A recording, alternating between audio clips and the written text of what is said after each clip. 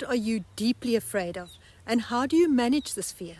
Sometimes they're rational fears and sometimes very irrational. Deep fear bubbled up within me for a few seconds earlier this week when extreme storms and wind hit the Overberg, and we were requested to be calm but alert as the river was rising. And many of you know that my little village experienced a never-seen-before devastating flood in September last year, and many must still surely suffer from some form of post-traumatic stress disorder. I then got thinking about my other fears and how I manage fear and its offspring, anxiety, worry, insecurity, helplessness, and more. Join me as I share raw and real my top fears and how I conquer them.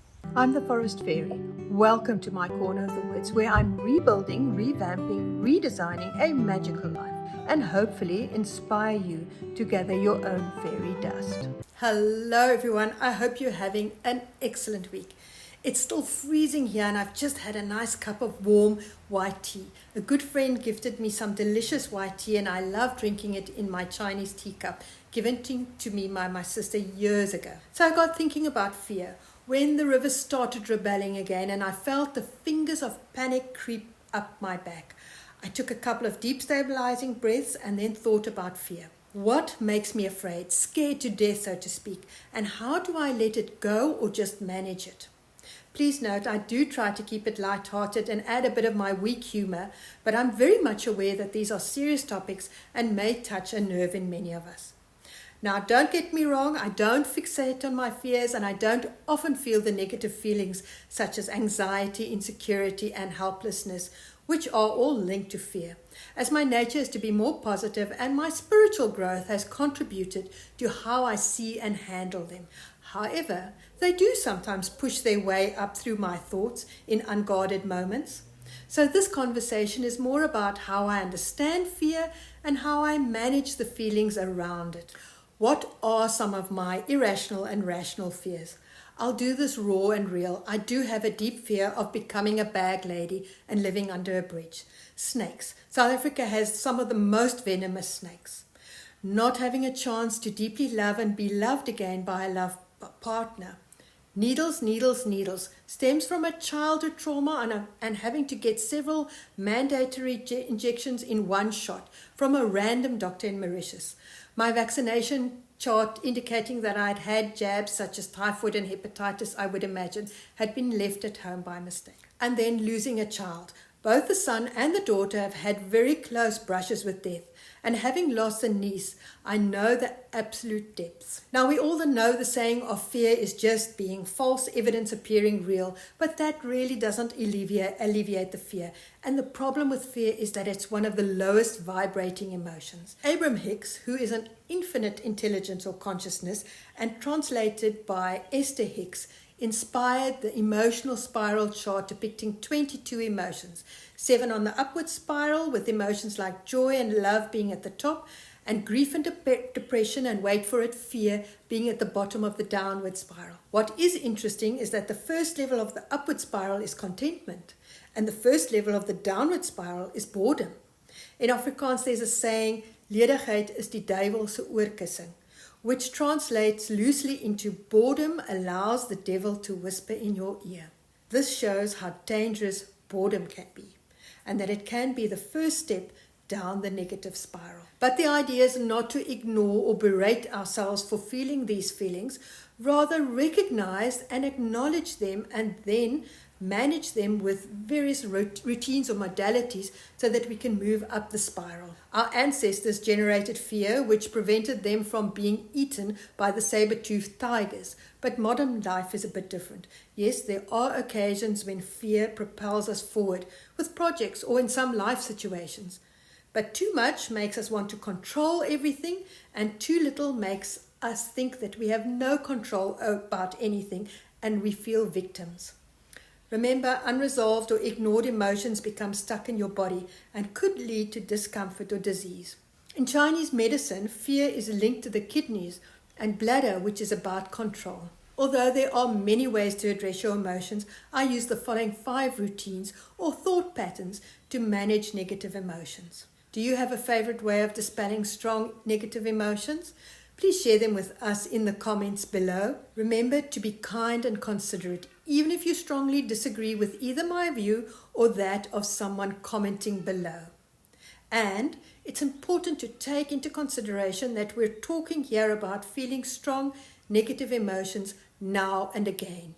If you feel that these emotions are too often for comfort or feel continuously overwhelmed by them, please consult a certified expert in the field. I've always enjoyed using mind maps to organize my thoughts or plan something specific, but never thought of applying mind mapping to my emotions. That is until I stumbled upon YouTuber Shen Yuang's channel Logic Times Heart. What I love is, aside from the incredible cinematography and his honesty about his life changes, is that he uses mind maps. In one conversation, the Emotion Mind Maps cell therapy tool, I've linked it in the description below, Shen shows, that sounds like seashells on the seashore, how to dive deep into emotions through mapping so that you can come up with insights. It's really good. He uses the Jinto Institute's emotion wheel in this process as it helps you drill down to what you're actually feeling and why. He also likens a strong negative emotion to a raging river. If you can identify the actual feeling and map it out further, it's like you're still on the river, but at least you're now on a flotation device that allows you to navigate better. On the Jinto emotion chart, fear can be broken down into scared, terrified, insecure, nervous, and horrified. And these in turn have two further emotions each. For example, recognizing that my fear of becoming a bag lady is being both scared and feeling insecure allows me to map out possible reasons and the solutions as to why I won't become a bag lady or prevent it. We are not alone, and I'm not talking here about aliens, although they are probably around. Sometimes we repeatedly come across things, concepts in our lives, but we either don't understand them at the time or just don't have a place for them in our lives. Then we come across the concept again, and it's just an absolute aha moment. The cog finally clicks into place. For me, such a concept was the idea that I'm not alone. For the past 14 years, I've been single, and while it has many, many benefits, I struggled with the idea that I was solely responsible for all decisions and didn't have someone to share the burden or the joy of deciding whether to buy a house, a car, how should I invest my monies, where should we go on holiday, etc., etc. Of course, I do chat with friends and family and experts, but it's not the same. Can any of you relate, or is it just me? Also, the journey of being a sole parent, even though they are adults now, and of being the chief and only advisor, comforter, motivator, empty nester, and guide has been quite tough. And yes, of course, the good times and love and support I receive from them outweigh the worry, but still. My aha moment was during a Stardust course by Audra Santo, where she reframes the idea of being alone to being the co-creator of your life with God, the divine, the universe, whatever you may call it. I suddenly and deeply understood something that I'd heard numerous times throughout my life, in church, reading the Bible, in memes, in spiritual books. I have been on my spiritual journey of collecting my basket of beliefs for about 30 years, gradually growing, but I was only ready to embrace this concept of being a co-creator last year. Thank you, Audra. Now I approach everything in my life as being just one part of a co-creation team. Even these conversations start with a connection, a meeting as it were with God and my whole spirit team. Trust the process. Again, the topic of trust comes up for me, as I mentioned in the conversation, what did you gain after a loss?